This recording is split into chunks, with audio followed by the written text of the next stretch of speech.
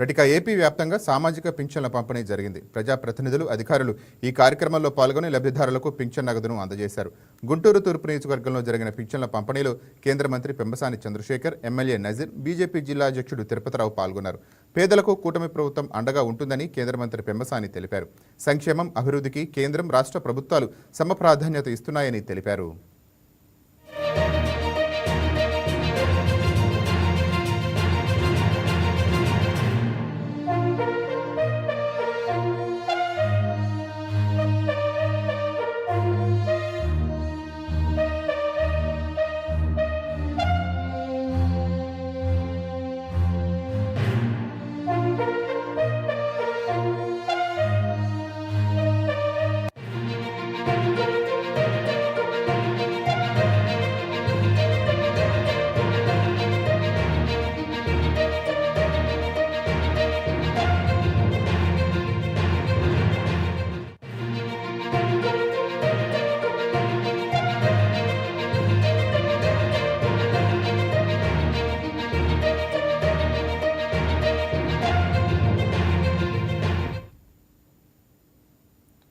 ఇక వాణిజ్య gas cylinder ధర భారీగా పెరగడంపై హోటల్ నిర్వాహకులు ఆందోళన వ్యక్తం చేస్తున్నారు.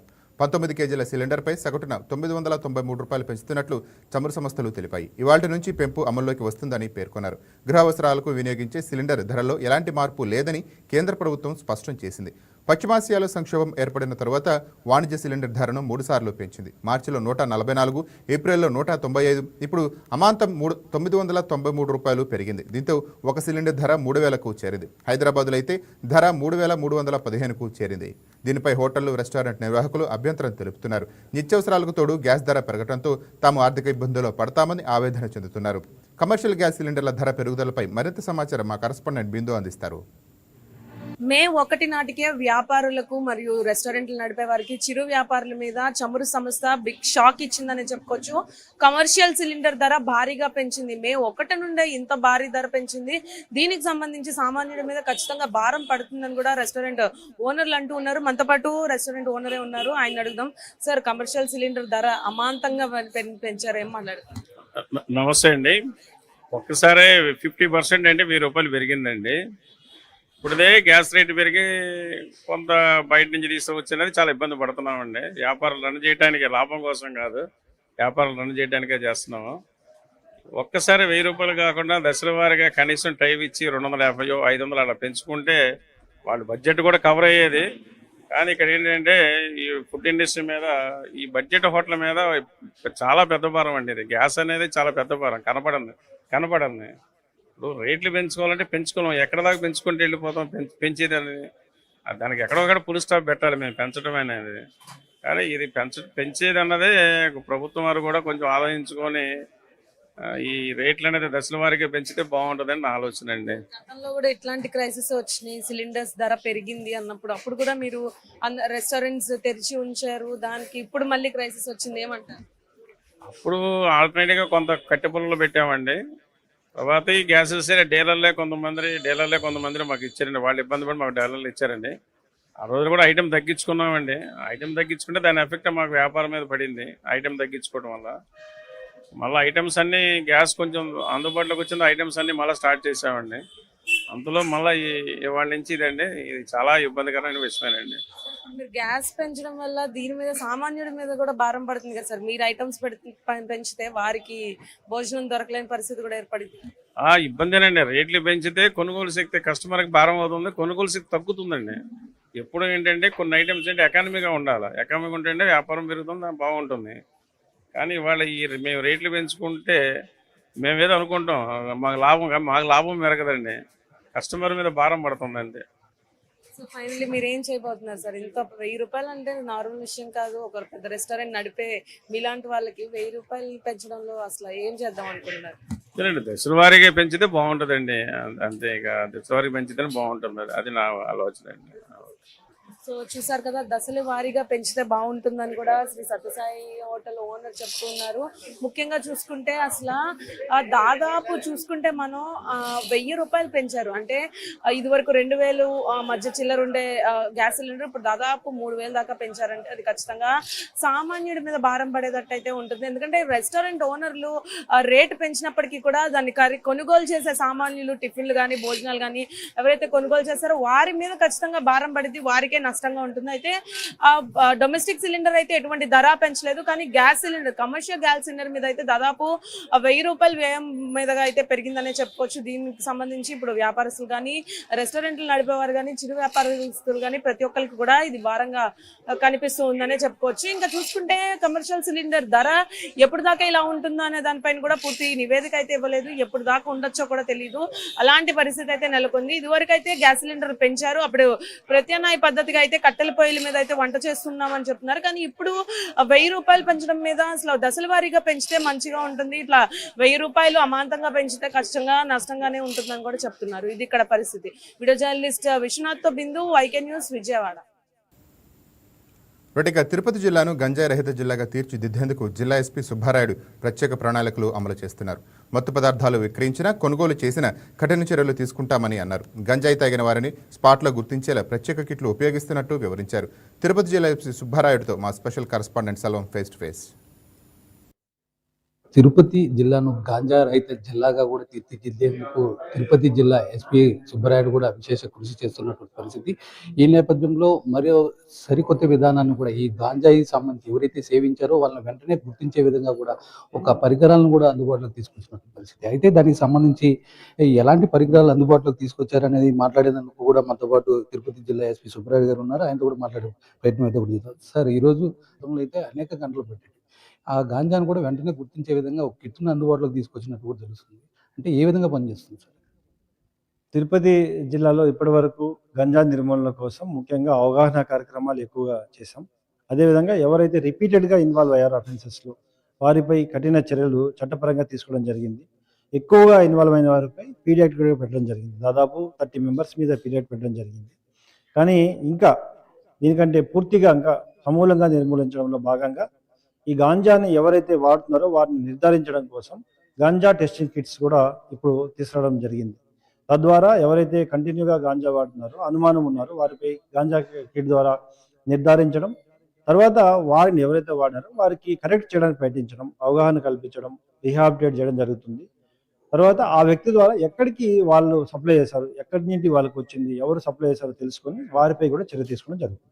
అంటే దీనికి సంబంధించి ఇప్పుడు ఎవరిపైనా మీరు ఈ కిట్లకు సంబంధించి కూడా ఎవరిపైనా మీరు టెస్ట్ చేశారా, లేకపోతే ఎలాంటి ఆల్రెడీ టెస్ట్లు చేయడం ప్రారంభించాము. ఎవరైతే అనుమానం ఉందో వారిపై అందరికీ కూడా టెస్ట్ చేసి ఎవరైతే పాజిటివ్ వస్తుందో వారిపై ఫర్దర్ వెరిఫై చేయడం, రీహాబిలిటేట్ చేయడం, వాటిని కరెక్ట్ చేయడం జరుగుతుంది. ప్రధానంగా చూసుకుంటే మన తిరుపతిలోనే గంజాయి ఎక్కువ కూడా దొరుకుతుంది. అదే ప్రధానంగా చూసుకుంటే రైలుకు సంబంధించి ఎక్కువ ఇక్కడ చేరుతుందని కూడా ఒక వాదన ఉంది సార్. అంటే దీని మీద ఎలాంటి దృష్టి సారించబోతారు మీకు సంబంధించి? ఆల్రెడీ గాంజా యాంటీ స్క్వాడ్ ఒకటి, ఈగల్ టీము అన్నీ కూడా పనిచేస్తున్నాయి ట్రైన్స్లో. ఏదైతే తిరుపతి జంక్షన్గా ఉండి అటు కర్ణాటక, కేరళ, తమిళనాడుకు తీసుకెళ్తున్నారో వారిని కంట్రోల్ చేయడానికి ఒకవైపు ట్రైన్ చెక్ చేస్తూ ఇప్పుడు మా తిరుపతిలో ఎవరైతే వాడుతున్నారో వారిని టెస్ట్ ద్వారా నిర్ధారించి వారిపై కూడా చర్య తీసుకోవడం, వారికి సప్లై చేస్తున్న వారిని కూడా కంట్రోల్ చేయడం జరుగుతుంది. తద్వారా ఖచ్చితంగా డ్రగ్స్ కంట్రోల్ చేయడం జరుగుతుంది. మొదటి విడతలోనే మీకు వాళ్ళకి సంబంధించి పాజిటివ్ వస్తే వాళ్ళ మీద వెంటనే చర్యలు, కేసులు కట్టడం లాంటివి ఏమైనా చేస్తారా, లేకపోతే దానికి సంబంధించి ఏదన్నా వాళ్ళకి కౌన్సిలింగ్ లాంటివి ఏమన్నా ఇస్తారా? పాజిటివ్ వచ్చిన వాళ్ళంతా కూడా నేరస్తులు కాదు. ఫస్ట్ వాళ్ళని వీళ్ళు కన్సిడర్ చేసే కన్జ్యూమర్స్, వారిని రీహాబిలిటేషన్ ప్రయత్నిస్తాం. వారు ఎవరికి ఇచ్చారో వాళ్ళు మాత్రం ఖచ్చితంగా విల్ టేక్ స్ట్రింజెంట్ యాక్షన్. మళ్ళీ వాడితే మాత్రం వారిపై కూడా చర్య తీసుకోవడం జరుగుతుంది. ప్రధానంగా మన ఒక తిరుపతి జిల్లాలోనే గతంలో కావచ్చు, గతంలో కూడా ఈ గంజాయి టెస్ట్కి సంబంధించి కూడా 10 రోజులు పట్టేది, ఏదైతే ల్యాబ్కి పంపించి అనంతరం కూడా ఇప్పుడు ఈ కిట్లు ఏదైతే కూడా ఈ ప్రెగ్నెన్సీ కిట్లు ఎలా పనిచేస్తాయో అదే విధంగానే కూడా ఈ కిట్లు పనిచేస్తే వెంటనే కూడా గాంజాయి సేయించినటువంటి వారిని కూడా గుర్తించి వారిపైన మొదటిగా కౌన్సిలింగ్ చేస్తాం. తరచూ కూడా ఇదే విధంగా కూడా ఈ టెస్ట్ కిట్ల ద్వారా కూడా బయటకు వస్తే మాత్రం వాళ్ళపైన కూడా కేసులు కడతామని చెప్పి కూడా తిరుపతి జిల్లా ఎస్పీ సుబ్బరాయుడు కూడా చెప్తున్నటువంటి పరిస్థితి. ఇది మొత్తానికి ఇక్కడ ఉన్నటువంటి పరిస్థితి. కెమెరా పర్సన్ కన్నయ్యతో సెల్వం, తిరుపతి నుంచి, వైకే టీవీ. రటిక మూవీ ప్రమోషన్స్లో భాగంగా గోదావరి గట్టు టీం విజయవాడలో సందడి చేసింది. హీరో సుమంత్ ప్రభాస్, హీరోయిన్ నిధి ప్రదీప్ సహా పలువురు నటులు విజయవాడలో పర్యటించి అభిమానులతో ముచ్చరించారు. గోదావరి ప్రాంతపు సహజ సౌందర్యం, సంస్కృతి, జీవన విధానాన్ని మూవీలో అద్భుతంగా చూపించామని అన్నారు. కథ హృదయానికి హత్తుకునేలా ఉంటుందని అన్నారు. తమ సినిమాను ఆదరించాలని కోరారు. అభిమానులతో కలిసి డ్యాన్స్ చేసి సందడి చేశారు. మే 8వ తారీఖున వరల్డ్ వైడ్ గోదావరి గట్టు పైన మూవీతో అయితే సుమన్ గారు ముందుకు రాబోతున్నారు. ఆయన ఎవరో కాదు, మనకు తెలిసిందే కదా, మేము ఫేమస్లో ఉన్న మహి గారు మనతో పాటు ఆయనే ఉన్నారు. మూవీ విశేషాలు అడగండి సరే, ఎలా ఉండబోతుంది? యా, ఇందాకన్నట్టు మెయిన్ ఫేమస్ హడావిడి వైబ్ కాదు ఇది చాలా కూల్ బ్రీజీ వైబ్లు ఉంటుంది ఈ సినిమా. ఫ్యామిలీతో చూసే సినిమా, అది ఫుల్ యూత్ ఎంటర్టైనర్ కదా. యా, ఆ డిఫరెన్స్ మీకు మజా వస్తుంది. అంటే మీరు అక్కడ తెలంగాణ మూవీ మొత్తం అదంతా తెలంగాణ స్లాంగ్లో ఉంది. ఇప్పుడు ఇది గోదావరి గట్టుపై అంటే మా గోదావరి సైడ్ ఎలా ఉంది? మీకు ఎక్స్పీరియన్స్ ఎలా చేశారు? సూపర్ ఉంది అసలు. మీ గోదావరిలో ఉన్న ఫుడ్ కానీ, లొకేషన్స్ కానీ, ఎమోషన్స్ కానీ, మనుషుల ప్రేమలు కానీ, అవన్నీ ఎట్లున్నాయో ఆఫ్ స్క్రీన్లో అవి ఆన్ స్క్రీన్ చేయడానికి ట్రై చేసినాం. గోదావరి కల్లుడు అవ్వాలంటే అదృష్టం ఉండాలంటారు. మీకు ఏమన్నా అట్లాంటి అభిప్రాయం ఉందా? లేదు, ఇప్పుడైతే ప్రస్తుతానికి అసలు పెళ్లి మ్యాటరే లేదు. ఫ్యూచర్ ప్రాజెక్ట్స్ ఏముండబోతున్నాయి సార్? మీరు డైరెక్టర్ కూడా, యాక్టర్ కంటే కూడా చాయ్ బిస్కెట్ కానీ చూసుకుంటే మళ్ళీ అట్లాంటివి ఏమైనా రాబోతున్నాయి? యా, డెఫినెట్లీ ప్లాన్ చేస్తున్నాం, కానీ దానికి సంబంధించిన అన్ని అప్డేట్స్ ఇస్తాం. ఇంకేం రివీల్ చేయలేదు బయటికి. సినిమా గురించి చెప్పండి సార్, అసలు ఎలాంటి లవ్ స్టోరీ ఇది, ఎలాంటి అట్మాస్ఫియర్? లేదు, ఇందాకన్నట్టు సమ్మర్లో చూడాల్సిన, ఫ్యామిలీతో చూడాల్సిన కూల్ బ్రీజీ కథనే. మల్టీ స్టారర్స్తో చేయాలి అన్న ఏమన్నా ఉన్నాయా మీకు? ఈ పాత్ర నేను చెయ్యాలి, అర్జునుడు కానీ కర్ణుడు ఇట్లాంటి ఎపిక్ పాత్రలు నేను చెయ్యాలి, అట్లాంటి ఏమైనా కోరికలు ఉన్నాయా? డెఫినెట్లీ ఒక యాక్టర్ అన్నప్పుడు డెఫినెట్లీ యాక్టర్ అన్నప్పుడు అన్ని రోల్స్ చేయాలనిపిస్తుంది, పెద్ద పెద్ద రోల్స్ చేయాలనిపిస్తుంది. నేను ఆ రోల్స్ చేయాలంటే మీరు గోదావరి గట్టు పైన సినిమా ఎంకరేజ్ చేయాలి చూసి. దాంతో పాటు రాజ్ కుమార్ గారు ఉన్నారు, ఆయన పని పడదాం ఇప్పుడు దాకా. మీ రోల్ ఎలా ఉండబోతుంది? చాలా ఫన్నీగా ఉంటుందండి. మీ ఇంటర్వ్యూ ఎంత, మీరు ఇప్పుడు అడిగే క్వశ్చన్స్ ఎంత ఫన్నీగా ఉన్నాయో అంతకంటే ఎక్కువ ఎంటర్టైన్మెంట్ అండి. ఏది ఎంత బ్యూటిఫుల్గా ఉంటే అంత స్మైల్ వస్తుంది మనకి. అదే చెప్పింది నేను. కాకపోతే నేను మాట్లాడితే వేదాంతం మాట్లాడినట్టు ఉంటుంది, అదే ప్రాబ్లం. బట్ సినిమా చాలా బాగుంటుందండి.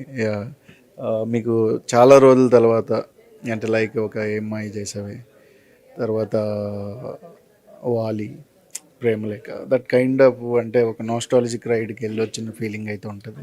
కసిరెడ్డి గారిని హీరోగా కూడా చూడాలని ప్రేక్షకులు కోరుకుంటున్నారు, అది ఎప్పుడు జరగబోతుంది? ప్రేక్షకులు కోరుకుంటున్నారు, బట్ నాకు కూడా టైం వస్తే నేను చూద్దాం. అంటే మనం అనుకుంటే అవ్వదు కదా, బట్ సినిమా ఎటు తీసుకెళ్తే అటు. ప్రస్తుతం సినిమాలు చేస్తున్నాం, హ్యాపీ అంతే. హీరో ఏమో తెలంగాణ బిడ్డ, మన గోదావరి స్లాంగ్ కానీ ఆ కల్చర్ కానీ ఎలా నేర్పించారా, హెల్ప్ చేశారా మీరు? లేదు, యాక్చువల్లీ అంటే మీరు 2014 తర్వాత సెపరేషన్ అయ్యాం కానీ, బట్ అంత ముందంతా మీకు ఉన్నంతకాలం కూడా అదే కదా, రెండు ఈక్వల్లే. బట్ కష్టమేం కాదు, నేర్చుకుంటే ఏదన్నా ఈజీ. తను కష్టపడ్డాడు, నేర్చుకున్నాడు. సో ఈరోజు ధైర్యంగా మేము ముందుకి గోదావరి గట్టు పైన, మీ సైడే కాదు మేము కూడా నుంచుంటామని వచ్చి నుంచున్నాడు. మీరు నిలబెట్టాలంతే.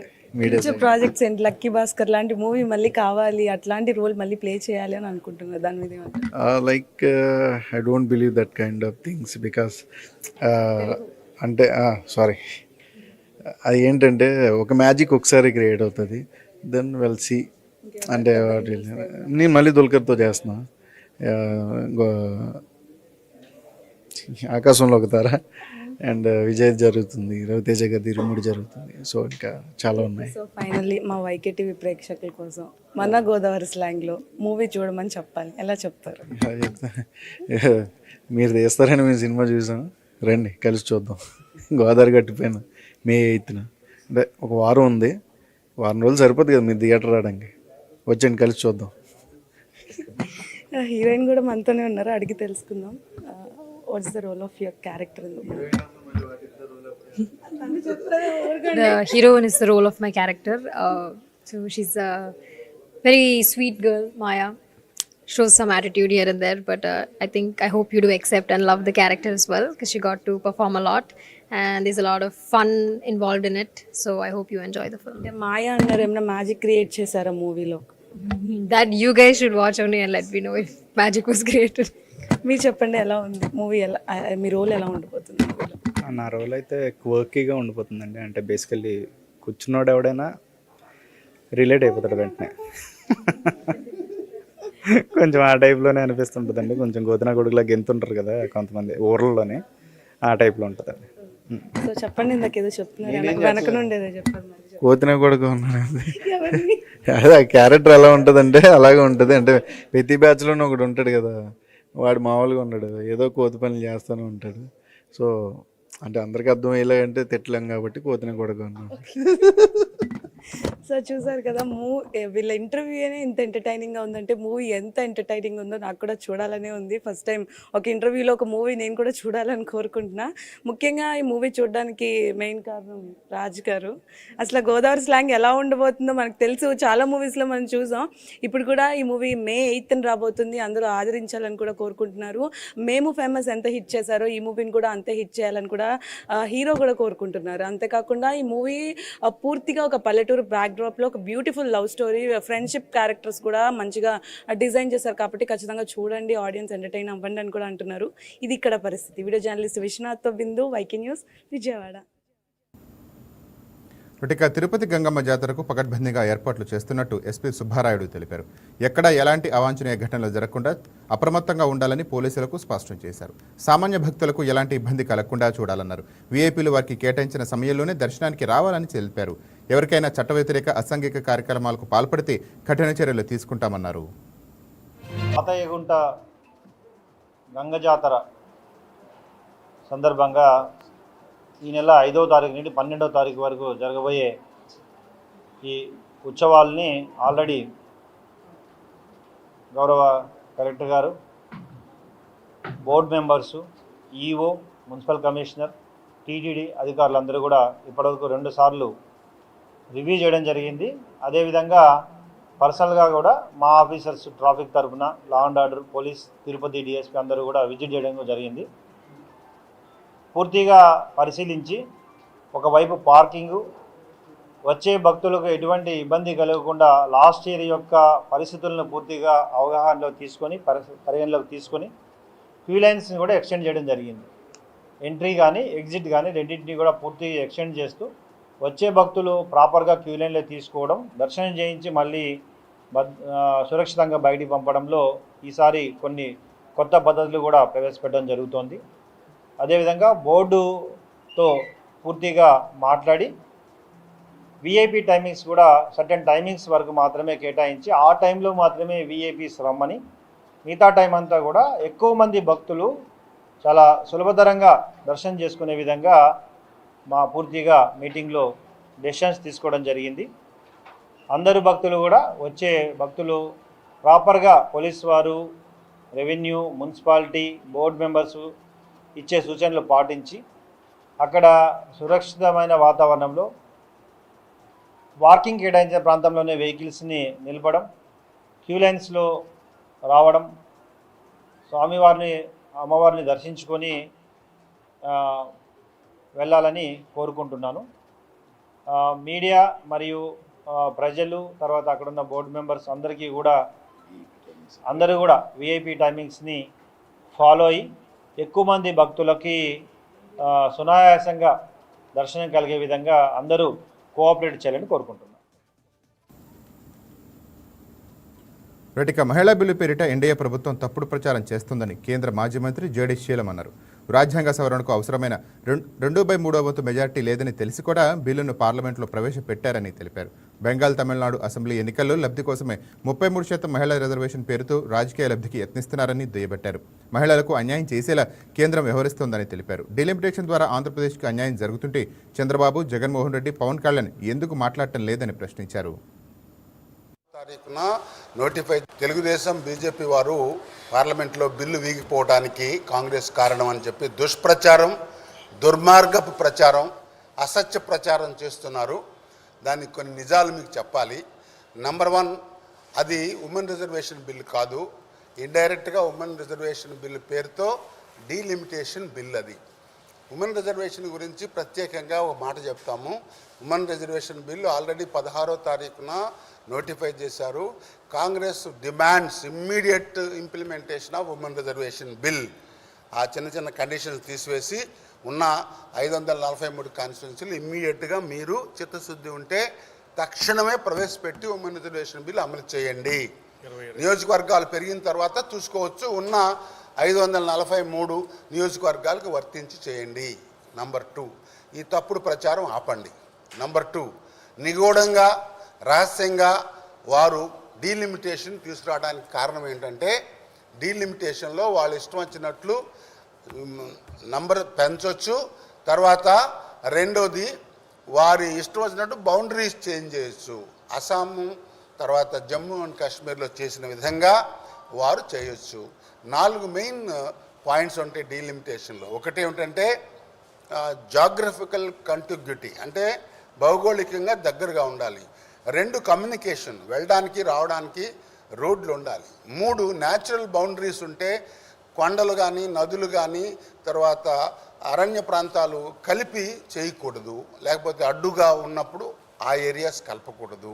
తర్వాత ఎస్సీ కాన్స్టిట్యున్సీస్ అన్నీ ఒకే ఏరియాలో రాకుండా చూసేదానికి కూడా ప్రపోర్షనేట్గా డివైడ్ చేయాలి. ఇవి బేసిక్ ప్రిన్సిపల్స్. అవి కాకుండా అస్సాం, పంజాబ్లో బీజేపీకి ఎక్కడ అనుకూలమో వాటిని మార్చుకోవడం, ఫలాని మైనారిటీస్ ఉన్న వాటిని డివైడ్ చేసి ఇట్లా చెల్లాచెదురుగా చేశారు. ఈసారి కూడా డీలిమిటేషన్ కమిషన్ మేము వేస్తామంటే ఇప్పుడు ఉన్నటువంటి రాజ్యాంగం కమిషన్లన్నిటిని వాడిని దుర్వినియోగం చేసుకోవడం మనం అంతా చూసాం. ఎస్సీ, ఎస్టీ, ఓబీసీలకు స్థానాలు కల్పించండి, ఓబీసీకి రిజర్వేషన్ ఇవ్వండి. ఓబీసీకి ఇస్తే ఆటోమేటిక్గా ఓబీసీ ఉమెన్కి కూడా వస్తుంది. ఓబీసీకి మీరు రిజర్వేషన్ ఇవ్వకుండా ఓన్లీ ఓబీసీ ఉమెన్కి రిజర్వేషన్ ఇవ్వడం కొంచెం ఇంప్రాక్టికల్. అందుకనే we demand reservation for OBCs. So ఇవన్నీ చేసి డీలిమిటేషన్ చేయండి. ఆల్ పార్టీ మీటింగ్ పెట్టండి. మీకు తెలుసు మొన్న ఈ బిల్లు పెట్టినప్పుడు 2/3 మెజార్టీ కావాలని. అంటే ఉమెన్ బిల్ పేరు చెప్తే అందరూ వేస్తారులే అనే తప్ప ఆల్ పార్టీ మీటింగ్ పెట్టి స్టేక్ హోల్డర్స్తో డిస్కస్ చేయడానికి మీకు తెలియదా? 2/3 మెజార్టీ లేదని తెలుసు కదా. సో ఇవన్నీ కారణాలు. దుష్ప్రచారం ఆపండి. తెలుగుదేశం బీజేపీ వారు పార్లమెంట్లో బిల్లు వీగిపోవడానికి కాంగ్రెస్ కారణం అని చెప్పి దుష్ప్రచారం. తిరుపతి జిల్లా పాకాల మండలంలో అంతర్జాతీయ కార్మిక దినోత్సవాన్ని ఘనంగా జరుపుకున్నారు. Balaji auto union, electrical union కార్యాలయం దగ్గర సిఐటియు జెండాను తిరుపతి జిల్లా సిఐటియు నేత మధుసూదన్ రావు ఆవిష్కరించారు. మేడే సందర్భంగా సహస్ర హాస్పిటల్ ఉచిత మెడికల్ క్యాంప్ నిర్వహించి కార్మికులకు వైద్య పరీక్షలు నిర్వహించి మందులు పంపిణీ చేశారు. అలాగే బాలాజీ ఆటో యూనియన్ ఆధ్వర్యంలో చలివేంద్రం ప్రారంభించారు. గత 10 సంవత్సరాల కాలంలో కార్మిక చట్టాలను అణగదొక్కి పని గంటలు పెంచి అరకొర జీతాలు ఇచ్చి కార్మికుల జీవితాలతో ఆడుకుంటున్నారని సిఐటియు నేతలు ఆవేదన వ్యక్తం చేశారు. జిల్లా కౌన్సిల్ మెంబర్ ఈరోజు ప్రపంచ కార్మిక దినోత్సవంలో భాగంగా పాకాల్లో మేడే కార్యక్రమం ఏఐటీసీ మరియు సిఐటి ఆధ్వర్యంలో ఘనంగా నిర్వహించడం జరిగింది.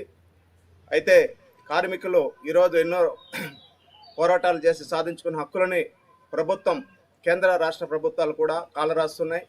44 చట్టాలని 4 కోడ్లుగా విభజించి కార్మికులకు పొట్టగొట్టే విధంగా జీవోలు తీసుకొస్తుంది. అదేవిధంగా ప్రభుత్వ సంస్థలను ప్రైవేటీకరిస్తుంది. పెట్రోల్, డీజిల్ కృత్రిమ కొరతలు సృష్టిస్తుంది. అదేవిధంగా జీఎస్టీ పరిధిలోకి తేకుండా అధిక ధరలతో ప్రజలను దోపిడీ చేస్తూ ఉంది. కావున ఈ కార్మికులకు, స్కీమ్ వర్కర్స్కు మరియు ప్రభుత్వ ప్రైవేటు రంగ సంస్థలలో ప్రభుత్వ రంగ ఉద్యోగుల్ని భద్రత కోల్పోయేలాగా ఉంది. మధ్యాహ్న వర్కర్సు, బిల్డింగ్ వర్కర్సు వీరందరికీ ఉన్న సంక్షేమ బోర్డు నిధులైతేమి, స్కీమ్ వర్కర్స్కు ఉద్యోగ భద్రత లేదు. వారికి కనీస వేతనం కూడా లేకుండా ప్రభుత్వాలు నిర్లక్ష్యం వహిస్తుంది. ఈ మేడే సందర్భంగా మేము హెచ్చరిస్తున్నాం. కార్మికులు ఎప్పుడైతే పక్కదారి పట్టిస్తున్నారో, దోపిడీకి గురి చేస్తున్నారో, వాళ్ళ హక్కులు కాలరాస్తున్నారో, మీకు రాబోయే రోజుల్లో తగిన విధంగా బుద్ధి చెప్పడానికి ఈ మేడే సందర్భంగా రాష్ట్ర వ్యాప్తంగా పిలుపునిస్తున్నాం. సరైన మార్గంలో కార్మికులు ఆదుకోకపోతే మీకు తగిన రీతిలో మేము శాంతి చేస్తాం. అదేవిధంగా పాకాల్లో ఈరోజు మా కార్మికుల కోసం ప్రైవేటు సంస్థలైన సహస్ర ఆరోగ్య సంస్థ హాస్పిటల్స్ వారు కూడా కార్మికుల దృష్టిలో పెట్టుకుని సేవ చేయడానికి పాకాలకు ముందుకు వచ్చారు. వాళ్ళకి మా పాటి ధన్యవాదాలు. అదేవిధంగా ప్రభుత్వాలు మాత్రం నిర్లక్ష్యం వహిస్తుంది. కనీసం ప్రైవేటు సంస్థలే ఉచితంగా వైద్య శిబిరాలు కార్మికులకు అందిస్తున్న సందర్భాలు మనం కంటి ముందర చూస్తున్నాం. ప్రభుత్వాలు కూడా అన్ని రకాలుగా ఆదుకోకపోతే రాబోయే రోజుల్లో తగిన విధంగా బుద్ధి చెప్తామని ఈ సందర్భంగా హెచ్చరిస్తున్నాం.